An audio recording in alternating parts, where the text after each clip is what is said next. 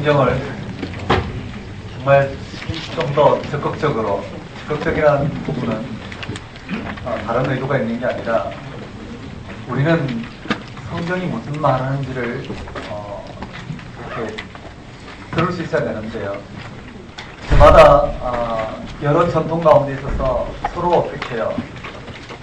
못 먹도록 모래를 뿌려놓은 형국이 되고요. 문자주의라든지 알레고리라든지 또는 보수주의, 근본주의, 복음주의 다한 전통 가운데 성경을 어떻게 읽어야 된다 규정화시켜놨기 때문에 그런 규정을 가지고 읽어봐도 성경이 무슨 말하는지 읽어내기 힘들어요. 성경은 기독교 2000년 역사에 다양한 전통을 통해서 성경이 무슨 말하는지 그 세계로 들어가는 것이 우리 읽기의 핵심이에요. 그럼 이렇게 한번 볼까요? 성경은 조용한 곳을 택해서 정말 마음을 차분히 가라앉히고 묵상하는 마음으로 정말 기도하는 마음으로 읽어야 된다. 맞나요? 맞을 수 있지만 전쟁통에서 읽을 수 있어요. 그렇죠? 시끄러운 데서 읽을 수 있고요. 그런 방법적인 걸 좀 빼더라도 문자적으로 일단 어떤 식으로 읽든 우리에게 성경이 무슨 말을 하고 계신지 있는데 뭐든 이렇게 토대를 줘야 되겠죠. 성경이 무슨 말을 하고 있는지 여기에 대한 또 이해의 차이가 크기 때문에요. 또 다른 게 우리가 살펴보기도 합니다. 그래서 소그룹을 지금 하고 있는 이유가 성경이 정말 무슨 말을 하고 있는지 우리의 신앙의 영적인 지평이 뭐니 예수 그리스도를 믿는다는 게 도대체 무슨 말인지 왜 예수 그리스도를 믿는데 우리가 구원을 받는지 맞죠? 왜 구원을 받는지 이분은 정말 한 말이 많은데요. 성경이 뭘 말하고 있는지 정말 마태복음, 마가복음, 누가복음, 요한복음 특히 마가복음을 보면 예수 그리스도 십자가의 죽음과 부활 사건 성경은 모두가 다 어떻게 예수 그리스도 십자가 부활 사건이 매우 많이 나오는 거죠. 그 부활 사건이 오늘 우리의 구원인데요. 예수 그리스도가 부활하셨다는 게 도대체 무슨 말인지 그를 통해서 부활하셨다는 그 부활이 오늘 우리에게 왜 구원이 되는지 이런 부분들이 우리가 온전히 어떻게 들어와야 된다고. 우리가 예수를 믿는다고 하지만 믿음이란 그저 어떻게 추상적인 게 아니잖아요. 하나님께서 이 땅 가운데 드러내신 당신의 그 계시 사건을 우리가 받아들인다는 의미. 그 하나님 나라가 우리의 생명임을 받아들이고 그 토대 위에 우리가 살아간다는 의미일 것이에요. 이런 성경 읽기가 되려면 아주 기본적으로 성경이 무슨 말을 하고 있는지 사사기만 하더라도 1장 1절부터 마지막 21장 25절까지 무슨 말을 하고 있는지 전체가 이렇게 일단 문학적 단위로 읽혀져야 돼요. 맞죠? 그래서 그 한 사건이 오래져가고 그리고 성경의 구약의 39권 전체가 연결돼서 무슨 말을 하는지 지금 이렇게 읽으면서도 이 하나님이 누구시냐라는 여러분 지금 여기에 사사기에 등장한 이 여호와가 누구시냐라는 그걸 읽으려면 어디로 돌아가면 창세기로 돌아가요. 창세기 1장 1절에 그 하나님이 계시되 하나님이 누구라고요? 천지를 창조하신 창조자 하나님. 그 하나님이 왜 이스라엘 백성 가운데 하나님이 되어주셨느냐 그 과정이 쭉 연결됩니다.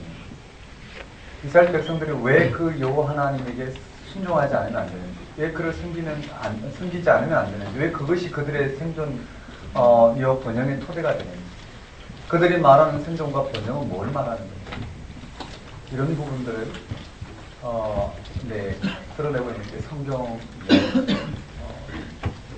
그래서 성경은 가장 기본단이 성경이 무슨 말을 하는지 연결되어야 된단 말이에요. 1장 1절을 읽으면서도 전체 무엇을 염두에 두고 무슨 내용이 전개가 되어 있고 그 내용이 무슨 말을 하고 있는지가 파악이 돼야 됩니다.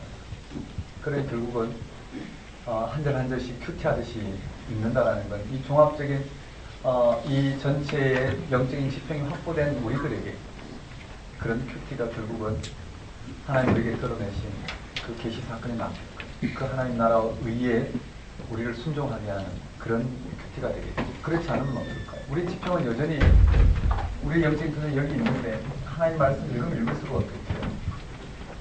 풍요와 다산을 토대로 요 하나님을 숨김으로 말미암아 하나님이 우리에게 그것을 허락해야 되는 가난 근민화된 세속화된 혼합주의화된 이런 신앙의 토대에 우리를 점점 어떻게 강화시키는 방식으로 가고 있죠. 결국은 성경 읽기는 한마디로 말하면 적극적 읽기가 돼야 되지 않을까. 우리에게 초점 맞춰지는 게 아니라 하나님이 무슨 말씀하고 그게 왜 내 생명이 돼요? 내 영적인 정체성을 회복하고 그 하나님 앞에서는 그래서 천지를 창조하신 창조주 하나님 예수 그리스도를 우리에게 생명을 가르신 그 일련의 생명의 사건이 성부 하나님, 성자 하나님, 성령 하나님을 통해서 우리에게 어떻게 주어졌는지 그것이 얼마나 놀랍고 확실한지 그 세계 안으로 들어가는 것이 우리에게 구원일 텐데 우리는 그런 관심이 없어요. 하나님을 뭐라고요? 저 하나님 믿는다니까요. 제가 꿈에도 하나님을 사랑하고요.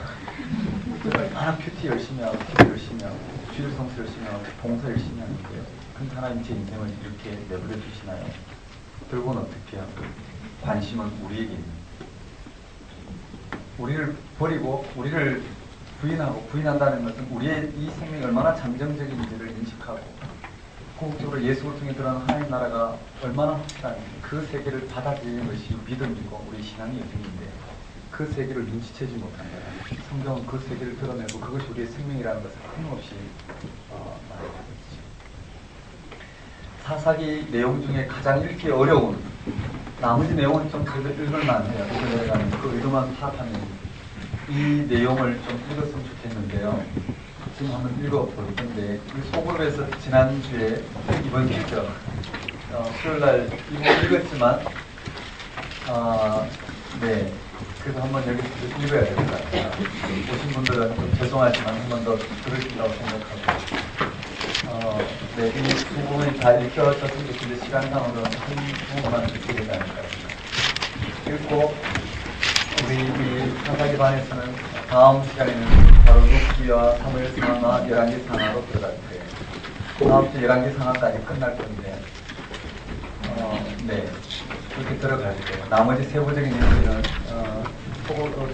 사용에서는 좀 하겠지만 여기서는 다음 할 때 읽어보고요. 그럼 내용 정리 정도는 참고하면 될 것 같아요. 우리 한번 봅시다. 어디 읽었냐면 17장으로 가는데 성경을 펼치셔서 보시면 될 것 같아요.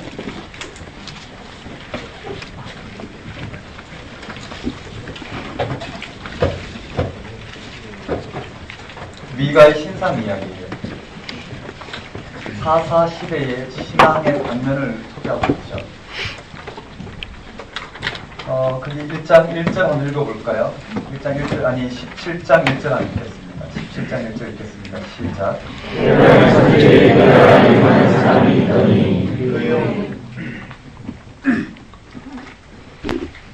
에브라임 산지에 미가라 이름하는 사람이 있더니 미가가 소개되고 있어요.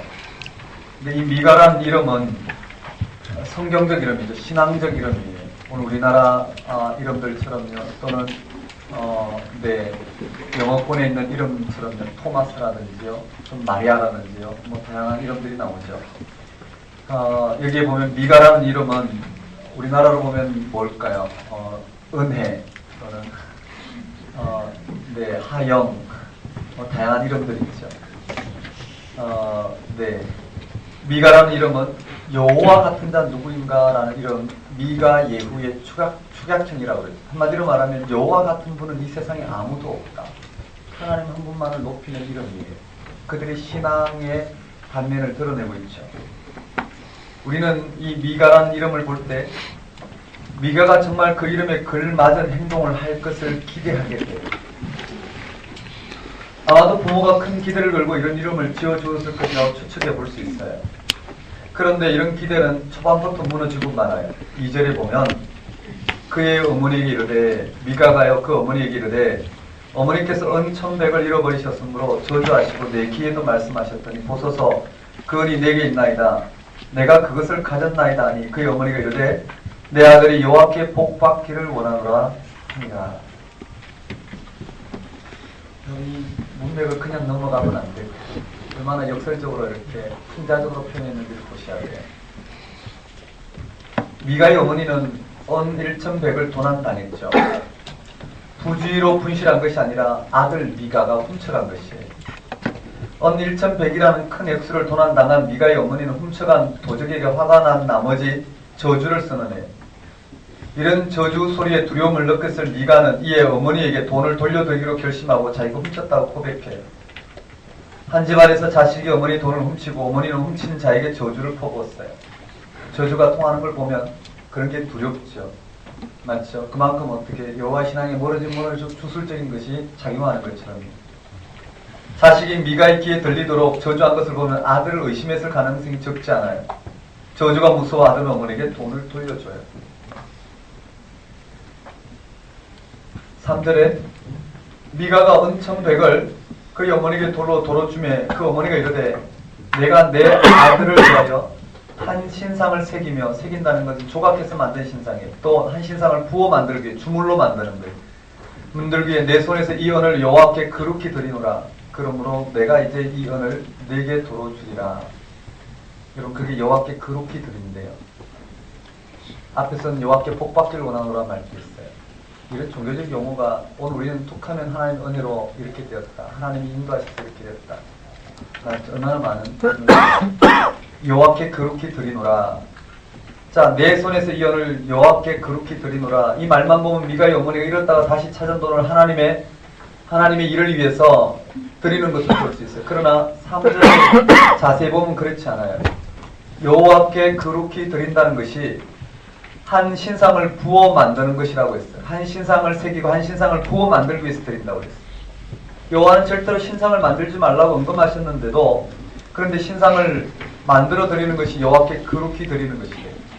이렇게 은을 여호와께 드리고 신상을 만드는 목적이 무엇인가? 여호와에 대한 감사 때문에 그럴까요? 아니에요. 거기 보면 아들 때문에 그래요. 내 아들을 위하여. 그 어머니가 이르되 내가 내 아들을 위하여 한 신상을 새기며 한 신상을 부어 만들기 위해 내 손에서 이 은을 여호와께 거룩히 드리노라. 그게 여호와께 거룩히 구별해 드리는 거예요. 이해되시겠어요? 오늘 우리가 사업을 해서 잘 되면 그것을 하나님께 어떻게 드리겠다는 표현하고 똑같은 표현이 될 수 있겠죠. 그게 정말 하나님 나라를 위해서 그럴까요? 생각해 봐야 돼요. 그의 어머니가 이르되 내가 내 아들을 위하여 한 신상을 새기며 한 신상을 부어 만들기 위해. 그래요. 이렇게 해서 미가의 어머니는 은을 가지고 신상을 만들었어요. 4절에 미가가 그 은을 그의 어머니에게 도로 주었으므로 어머니가 그 은 200을 가져다가 은장색에게 주어 한 신상을 새기고 한 신상을 부어 만들었더니 그 신상이 미가의 집에 있더라. 그러나 미가는 신상만으로 만족할 수 없었어요. 5절에 그 사람 미가에게 신당이 있으므로 그가 에봇과 드라빔을 만들고 한 아들을 세워 그의 제사장으로 삼았더라. 미가는 은 200으로 만든 신상을 자기 집 신당에 모시고 에봇과 드라빔도 만들었어요. 그리고 자기 아들을 세워 제사장 삼았어요. 에봇이 무엇인가요? 에봇은 제사장들이 입는 정교한 의복이에요. 드라빔은 신의 뜻을 알아내는 데서는 도구 우상이에요. 결국 에봇과 드라빔은 신의 뜻을 알아내기 위한 도구들이었어요. 그러나 미가는 여기서 그치지 않았어요. 그는 편법을 동원해 레위인도 아닌 자기 아들을 하나 택해 제사장으로 삼은 것이었어요. 미가의 행동은 사사시대가 얼마나 타락한 시대인지를 대표적으로 보여주고 있어요. 6절 함께 읽어볼까요? 시작.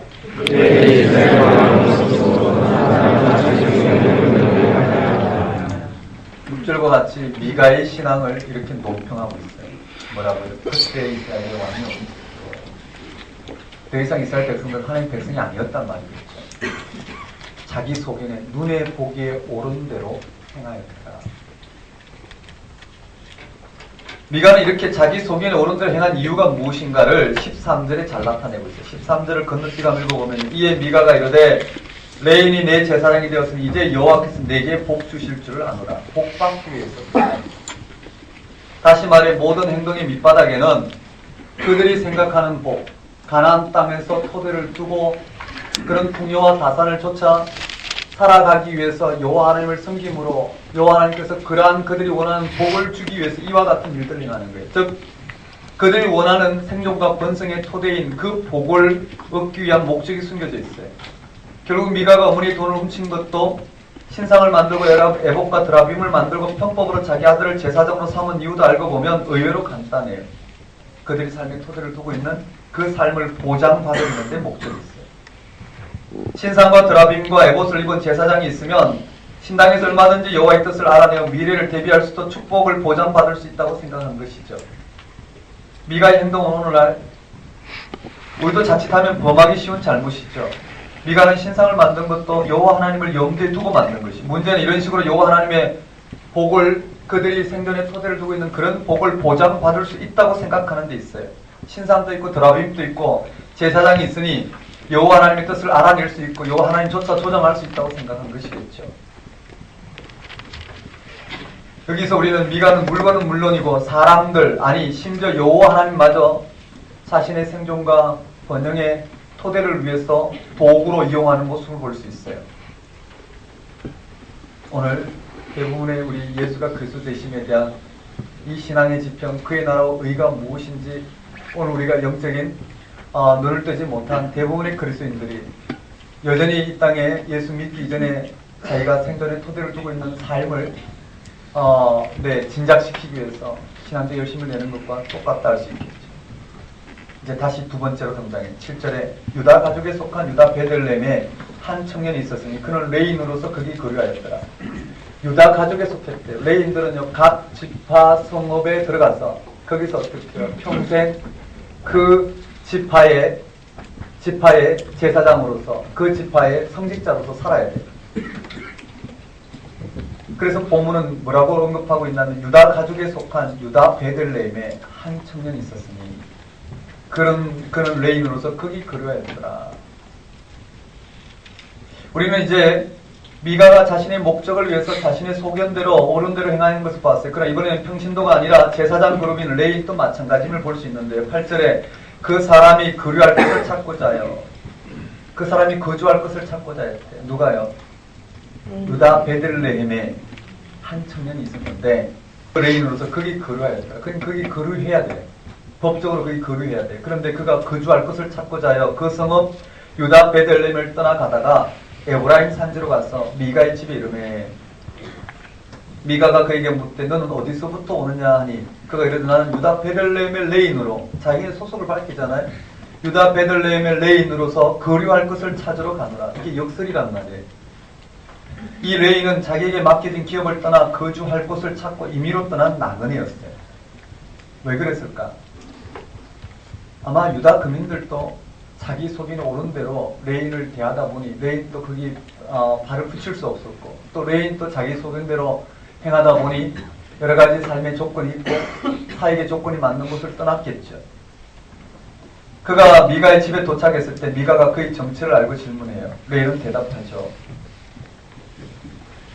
자, 10절에 미가가 그에게 이르되 네가 나와 함께 거주하며 나를 위하여 아버지와 제사장이 되라. 내가 해마다 은열과 의복 한 벌과 먹을 것을 주리라 함으로 그 레인이 들어갔더라. 즉 자기 아들로 제사장을 삼았지만 레인이 아니라는 점이 마음에 걸렸던 미가는 자기 집에 제사장으로 들어올 마음이 없는지 제안해요.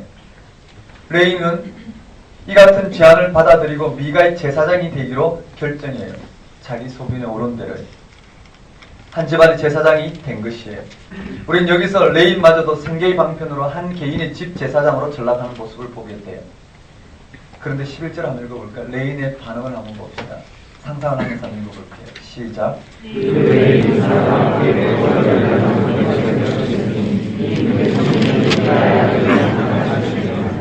그러니까 가족만큼 한 가족처럼 지냈다는 말이고요. 거기에 레인이 그 사람과 함께 거주하기를 뭐라고요? 만족하게 생각해요. 마치 직원을 고용하듯 미가는 레인을 고용하고 레인은 개인 제사장을 감당하고 있는 모습이에요. 실제로 미가는 레인을 싹을 주고 산 것이에요. 나중에 가면 더 나오죠. 자기가 싹꾼이라는 것을 스스로 밝혀요.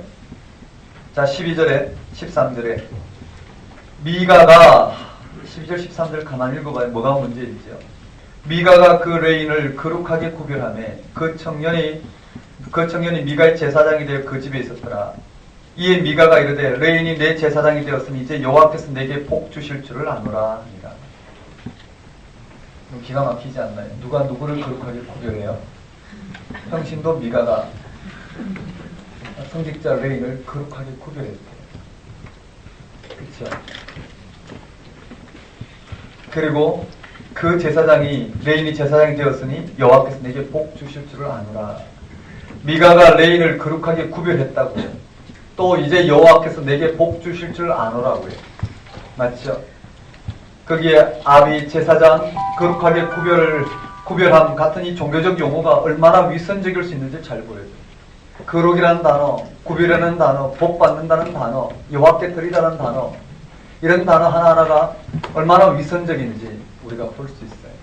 오늘 우리 예수가 그리스도 되심으로 우리 가운데 열어내신 그 구원의 지평, 그것이 얼마나 놀라운지 그 영적인 세계를 성서를 통해서 확보하지 못하고 여전히 어떻게 해요? 우리는 하나님의 은혜를 이야기하고 하나님 나라, 하나님 뜻, 하나님의 임재, 우리는 하나님 함께 하신 수도 없이 이야기하지만 그것이 하나님 뜻과 무관한 우리의 편리와 유익과 기득권을 위해서 작용하는 경우가 얼마나 많나요? 그것이 오늘 우리 삶 속에 얼마나 큰 종교적 위선인지요. 우리가 조금만 들어보고 우리 모두에게 대부분의 신앙은 그렇게 토대를 두고 있다는 것을 알 수 있을 것이에요. 미가도 문제이지만 레이는 더 큰 문제예요. 여호와의 종교를 수호하고 정말 여호와께서 이스라엘 백성을 불러주신 그 모든 하나님의 부르심을 이스라엘 백성들에게 알게 하여 그들로 하여금 이런 토착화되지 아니하고 하나님 백성으로 살아가도록 가르쳐야 될 레인마저 미가의 사역을 충족시켜주는 고용인이 된 것이에요.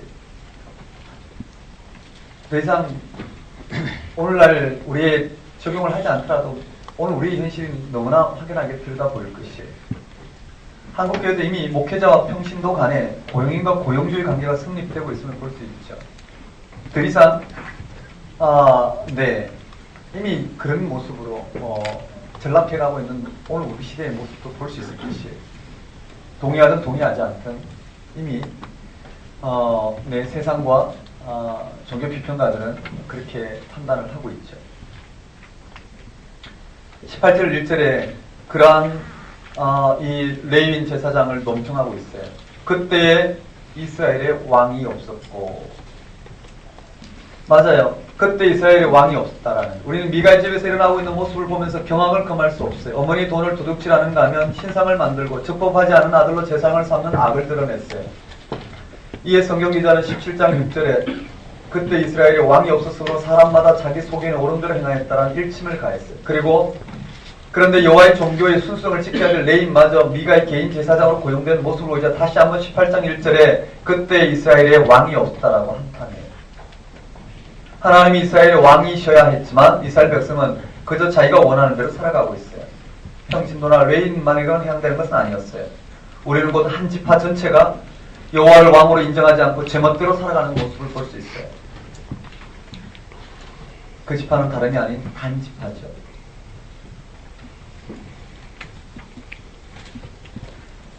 일절에 보면 그때 이스라엘의 왕이 없었고 단 지파는 그때 거주할 기업의 땅을 구하는 중이었으니 이는 그들이 이스라엘 지파 중에서 그때까지 기업을 분배받지 못하였습니다.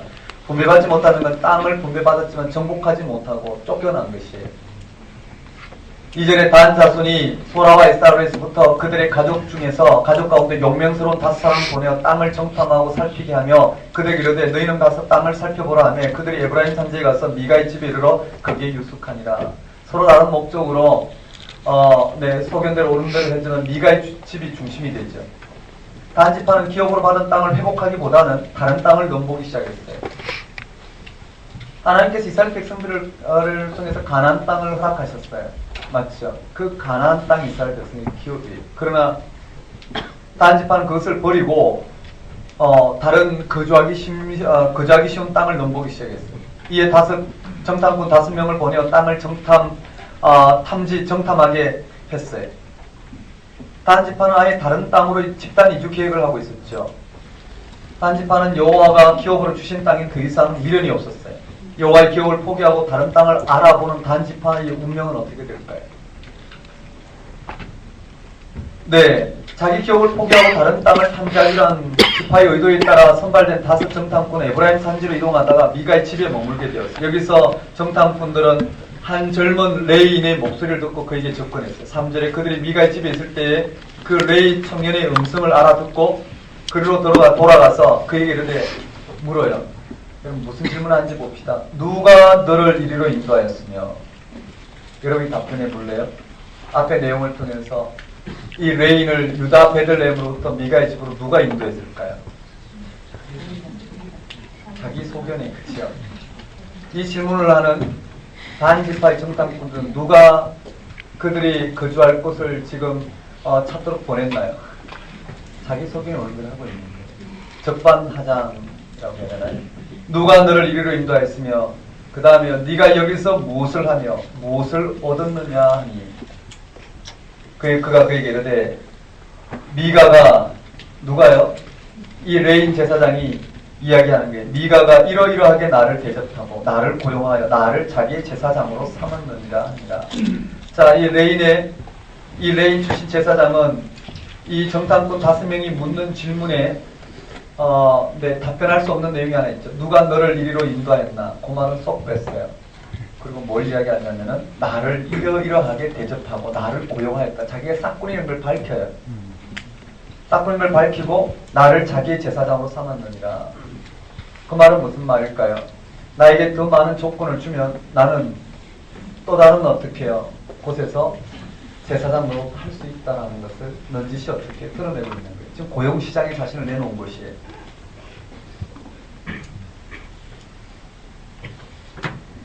그래요. 레인은 첫 번째 질문은 건너뛰고 두 번째 네가 여기서 무엇을 하느냐, 무엇을 얻었느냐 여기에만 답변을 하고 있어요. 그래요. 레인의 속마음이 전달됐어요. 미가가 자신을 고용했다는 것을 레인의 속마음이 무엇인지를 드러내요. 반지파 정탐꾼들이 이런 암시를 놓칠 리가 없어요. 나중에 19절에 보면 레인에게 네가 한 사람의 집에 제사장이 되는 것과 이스라엘 한 지파 족속의 제사장이 되는 것 중에 어느 것이 더 낫겠느냐는 제안한 것을 보면 레인의 속내를 눈치챘어요. 자기의 유익을 위해서라면 누구에게도 고용될 수 있음을 분명히 암시한 것이에요. 자기를 종교시장에 매물로 내놓고 고용되기를 기다리며 이익에 따라 움직이는 모습을 볼 수가 있죠. 정탐꾼은 자신과 레인이 같은 신세임을 알아차렸어요. 자기가 속한 레인 도성을 떠나 거류할 것을 찾아 에브라임 산지로 이동한 레인이나 자기 기업을 떠나 우구할 다른 땅을 찾아버리는 단지파나 같은 운명에 처해 있으면 안 것이. 이에 정탐꾼 레인에게 하나님께 자신의 일을 성공할 것인지 물어봐 달래요. 5절에 이것도 문제죠. 그들이 그에게 이르되 청하건대 우리를 위하여 하나님께 물어보아서 우리가 가는 길이 형통할는지 우리에게 알게 하라. 아이러니죠. 여호와가 기업을 주신 땅을 떠나기로 작정한 단지파가 자기 레이 도성을 떠나 멋대로 미가의 개인 제사장으로 전락한 이 훔친 돈으로 만든 신상을 통해 하나님께 물어보라고 지금 요청하고 있어요. 이미 하고 싶은 일을 정해놓고 그런 쪽으로 여호와가 제가 해줄 것을 기대하면서 여호와께 물어보래요. 6절에 그 제사장이 그들에게 이르되 샬롬을 외쳤어요. 평안히 가라. 너희가 가는 길은 여호와 인정이라. 바램이지 근거는 없어요. 단지파가 하는 일에 샬롬이 없음에도 샬롬을 선언했어요. 레인이 이런 식으로 샬롬을 외치는 이유가 무엇일까요? 유혹하기 위해서요. 이해되시겠어요? 자기가 고용되어지길 유혹하기 위해서요.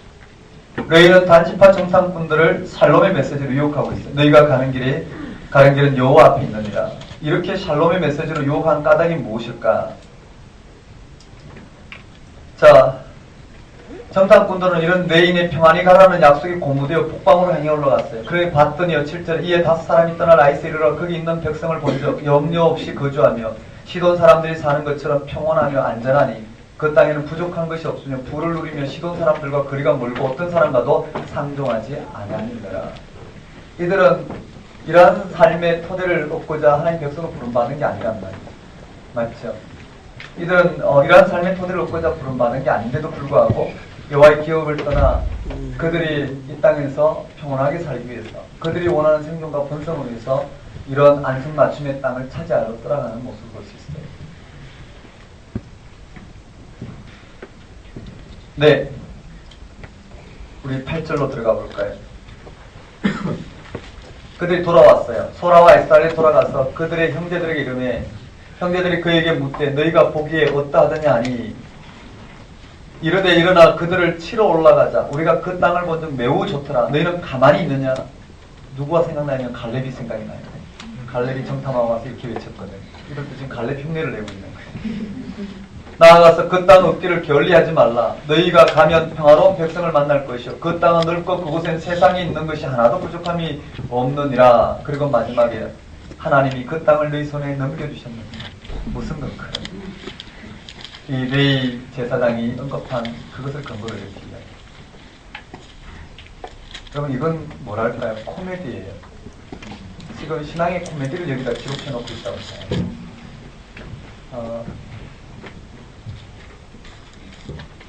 100년 후나 200년 후, 아니, 한 몇백 년 후에 우리 대한민국의 지금의 신앙의 부분들을 이렇게 기록해놓고 이렇게 읽고 있지는 않을지 모르겠어요. 그렇죠? 도대체 예수 그리스도를 믿는다는 뭔지, 성서의 토대를 우리는 확보하지 못하고 우리 신앙이 이미 규정되었어요. 그리고는 성서의 토대를 어떻게 우리 신앙으로 재단하고 있고요. 도무지 받아들이지 않아요. 이건 제가 목회한 제 매일 부딪히는 부분이에요. 조금 열심히 신앙생활 해온 사람일수록 어떻게 해요? 성서의 세계 절대 못 들어요.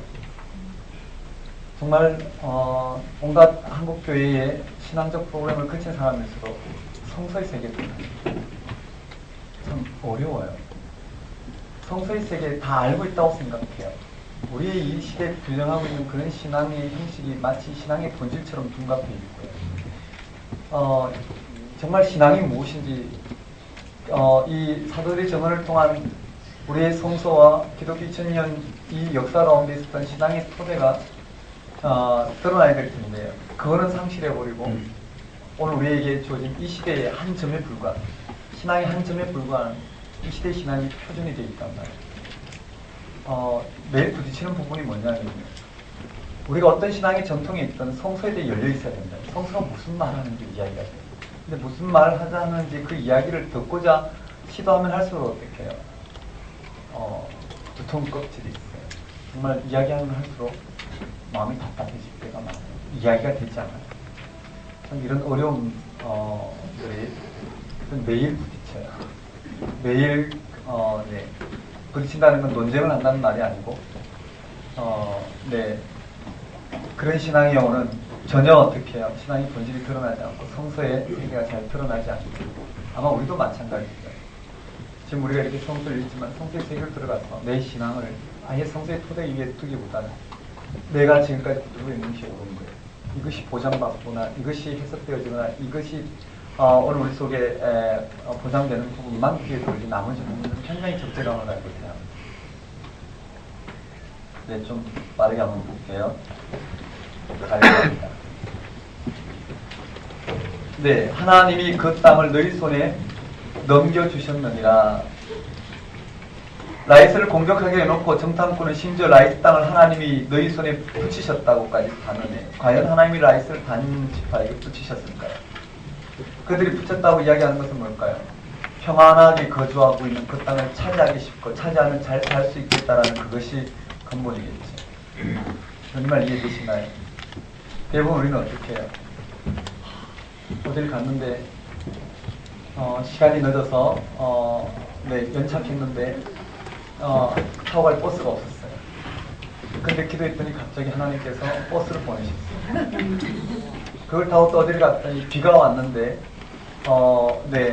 평상시 같은 비가 왔는데 그래서 다 또 내려갔어야 됐는데 우리가 건너갈 길은 하나님께서 예비해 놓으셨더라. 이런 방식으로 하나님을 우리는 받아들여요. 내게 유리하고 우리에게 뭔가 극적으로 일어나는 아무 일 안 일어나는 것은 또 어떨까요? 갔더니 아무 일이 일어나지 않아요. 그냥 차 시간에 맞춰서 그냥 기다릴 때 기다리고 연착될 때 연착되고 그러면 어때요? 우린 그런 식으로 하나님이 인도하심을 받으려고 그러는데요. 그런 오늘 우리 주관적인 경험만으로 끌어낼 필요는 없지 않느냐. 하나님 뜻은 그런 식으로 이루어지고 그런 식으로 자연되는 게 아니겠죠. 무슨 말이냐면 하나님 뜻은 예수 그리스도 십자가 부활과 재림을 통해서 이미 거기에서 우리의 모든 어떻게 해요? 생명의 사건은 이루어졌단 말이에요. 그 토대 위에 살아가는 우리의 모든 삶은 그 생명이 드러나는 하나님의 생명의 통치의 자리이겠죠. 어떠한 우리에게 유리한 게 일어나든 불리한 게 일어나든 그런 방식으로 기독교 우월성을 드러내는 게 아니라 모든 삶 순간순간이 하나님에게 살아 역사하시는 삶의 자리가 버릴 게 하나도 없고 하나님 통치의 순간이 아닌 적이 하나도 없고 모든 순간순간이 하나님이 나에게 역사하시는 생명의 자리가 아닌가. 이게 기독교 신앙의 근본이죠. 내가 아플 때에도 맞죠? 내가 아무런 일이 없는 땅에 살아가는 우리의 삶에서도 다 어떻게 하나님이 살아 역사하시는 순간입니다. 그렇지 않나요?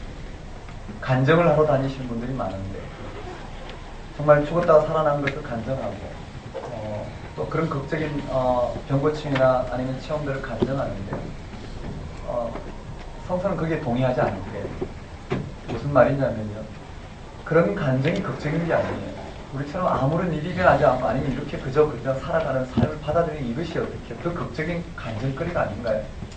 죽었다 살아난 게 간증이라면 아무 일 없이 지금 내가 있는 이 자체가 더 큰 간증거리 아닌가요? 맞죠? 간증이 되려면 어떻게 될까요? 죽었다 살아난 것이 간증이 아니라 그와 정반대가 될 것이에요. 내가 죽었다가 살아난 이것이 궁극적인 어떻게 하나님이 나를 돌보시는 은혜의 자리라고 생각했는데 그게 아니라 내가 낫든 낫지 않든 이 땅에 살아있는 이 자체만으로도 하나님 어떻게 나와 함께 하시는지를 극적으로 맛볼 수 있고 언제나 어느 순간이나 하나님 앞에 이 생명 주심을 고백하고 내 생명을 살리신 그 하나님의 그 궁극적인 생명의 그 능력을 맛보고 고백하는 그런 자리가 되어야 되지 않을까. 기독교인의 모든 삶은 그야말로 그 자체가 어떻게 극적인 생명의 사건들이에요. 그런데 그런 것들을 하나의 이 땅에 우리의 삶의 토대에 국한시켜서 예수 그리스도 이미 못 박힌 이 삶의 자리를 들어서 하나님 통치의 자리로 둔갑한다는 것은 어불성설이지 않을까 싶습니다. 네, 제가 이렇게 말씀드리는 부분들은 특히요 예수 그리스도의 십자가 부활과 재림의 이 사건을 통해서 우리에게 도대체 무슨 일이 일어났는지 우리에게 이 영적인 지평이 뭔지를 열어내고 있는 이 로마서 말씀에 특히 더 초점 맞춰보면 더 분명해질 것이에요. 자, 그렇게 됐어요. 흐름을 간단히 보면 11절에 단지파의 가족 중 600명이 무기를 지니고 이제 올라가는 거예요. 소라와 이스라엘에서 출발하여 올라가서 유다에 있는 기란디아림의 진친이 그곳 이름이 오늘까지 마하네단이었더라. 13절에 무리가 거기서 떠나 에브라임 산지 미가의 집에 이르렀어요. 14절에 전에 라이스 땅을 정복하러 갔던 5 사람이 그 형제들에게 말하 이르되 이 집에 에봇과 드라빔과 새긴 신상과 부어 만든 신상이 있는 줄을 너희가 아느냐? 그런즉 이제 너희는 마땅히 행한 것을 행하라. 뭘까요? 뺏어가자라는 말. 15절에 5 사람이 그쪽으로 향하여 그 청년 레이 사람의 집 곧 미가의 집에 이르러 그에게 문안하고 단 자손 600명은 무기를 지니고 문 입구에 섰는 거예요. 그러니까 미가의 집에 들어가서 레이 사람을 만났네요. 그렇죠?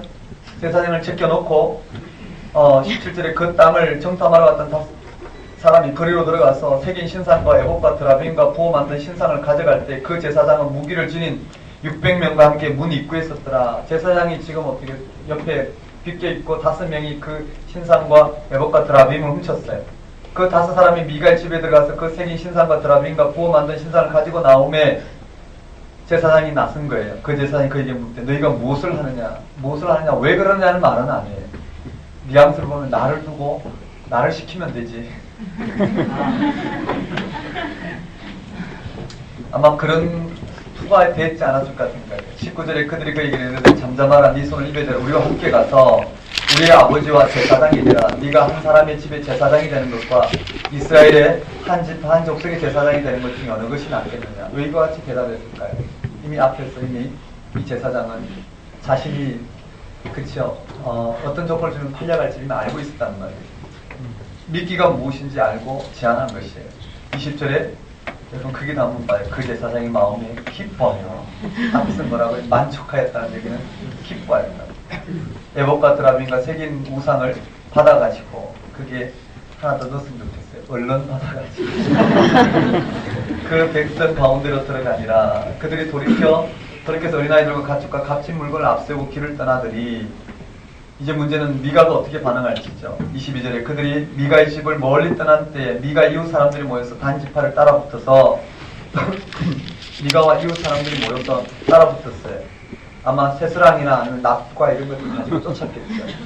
단 자손을 부르는지라 그들이 얼굴을 돌려 미가 이르되 네가 무슨 일로 이같이 모아가지고 왔느냐니 미가가 이르되 그게 실체가 나와요. 내가 만든 신들과 제사장. 결국은 뭘까요? 자기가 만든 신과 제사장이에요. 빼앗아갔으니 그러니 어떻게 빼앗겨도 아무런 힘을 발휘하지 못하죠. 그쵸? 아무런 힘을 발휘하지 못하고 생명의 유혹을 당해도 어떻게 아무런 보장이 없는 그것을 그들의 복의 토대로 삼고 있었더라는 거예요. 이제 내게 오히려 남은 것이 무엇이냐? 너희가 어찌하여 나더러 무슨 일이냐고 하느냐 하는지라. 25절에 다한 자손이 그들에게 이르되 네 목소리를 우리에게 들리게 하지 말라. 노한 자들이 너희를 쳐서 네 생명과 네 가족의 생명을 잃게 할까노라. 폭력을 들고 나왔어요. 단 자손이 자기 길을 갈지라. 미가가 단 자손이 자기보다 강한 것을 보고 돌이켜 집으로 돌아갔더라. 약육강심만이 드러나지. 맞죠? 하나님의 역사나 그들이 숨기는 모든 신앙의 실체는 아무것도 아니었다는 게 역설적으로 드러났어요. 결론을 볼까요? 그들은 거기서 했는데요. 땅을 차지했어요. 30절 한번 읽어볼게요. 30절 읽어봅시다. 시작.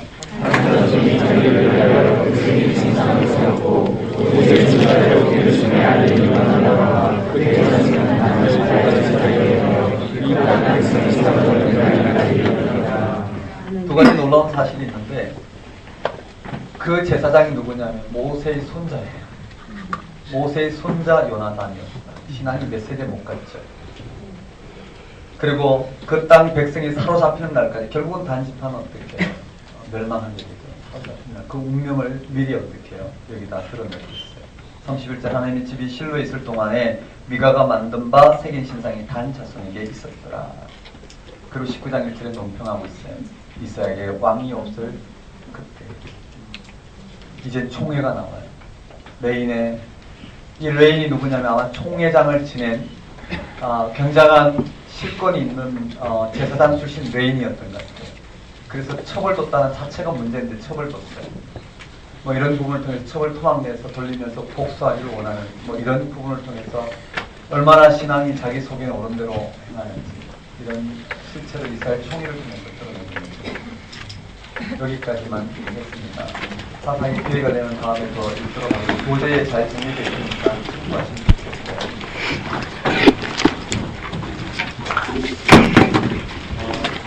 성경을 읽다 보면 우리 시대의 신앙의 모습이 잘 드러나요. 그런데요, 비판하는 것을 통해서 상식을 변하지 않아요. 우리가 이렇게 힘들하지만 결국은 어떻게 우리가 생명의 삶을 사는 게 우리의 능력이에요. 생명의 삶을 사는 게 우리의 능력이에요. 그래서 우리에게 드러난 신앙의 실체를 통해서 우리가 알고 분별하게 돼요. 그 신앙의 참된 신앙을 우리 삶에 받아들이는 것. 예수를 통해 드러나는 그 신앙의 세계. 참된 신앙, 맞죠? 진짜 신앙의 세대를 보는 그것만이 이 시대의 신앙을 새롭게 할 수 있는 우리 죽으신 온전히 온답니다. 아무리 비판한다고 비판으로는 단 한치도 어떻게 생명의 사건이 일어납니다. 우리가 여기서 분별할 수 있다면 우리가 어떻게 해야 될지 지혜롭게 행하게 되지 않을까. 네거티브가 아니라 포지티브가 우리가 생각해야 되겠죠. 그걸 위해서 성경은 생명이 무엇인지 기도하겠습니다.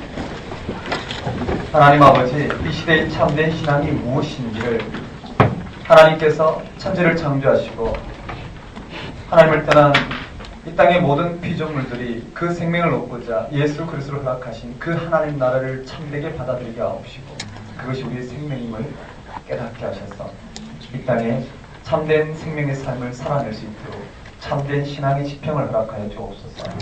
주님, 저희들이 부족한 하나만 말씀 앞에 서서 말씀을 읽고자 합니다. 주님께서 역사하셔서 저희의 영적인 세계를 깨워주옵시고 예수가 그리스도 되심을 참으로 온몸으로 이 땅의 모든 생명을 못 받고 받아들일 만큼 주님께서 강력하게 역사해 주옵소서. 예수님 이름으로 기도드리옵나이다.